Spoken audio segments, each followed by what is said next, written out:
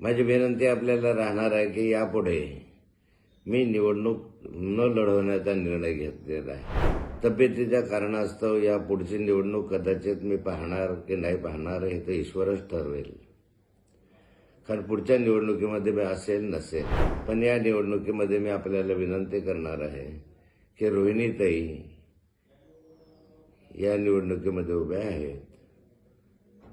आपण मला जसं सहकार्य केलं तसंच रोहिणीताईंना सहकार्य करावं। मी नाथाभाऊ बोलतोय।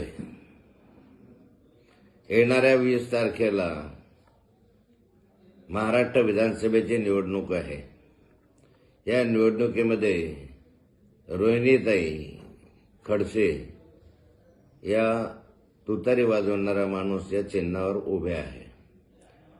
माझी विनंती आपल्याला राहणार आहे की यापुढे मी निवडणूक न लढवण्याचा निर्णय घेतलेला आहे। मी गेले अनेक वर्ष आपल्या सोबत आहे। गेले अनेक वर्ष आपणही मला सहकार्य केलेलं आहे। आपल्या सुखदुःखामध्ये मी सहभागी झालेलो आहे। कोणतीही जात धर्म न पाहता मी सर्वांना मदत करण्याची भूमिका आतापर्यंत पार पाडलेली आहे। तब्येतीच्या कारणास्तव या पुढची निवडणूक कदाचित मी पाहणार की नाही पाहणार हे तर ईश्वरच ठरवेल। कारण पुढच्या निवडणुकीमध्ये मी असेल नसेल, पण या निवडणुकीमध्ये मी आपल्याला विनंती करणार आहे की रोहिणीताई या निवडणुकीमध्ये उभ्या आहेत।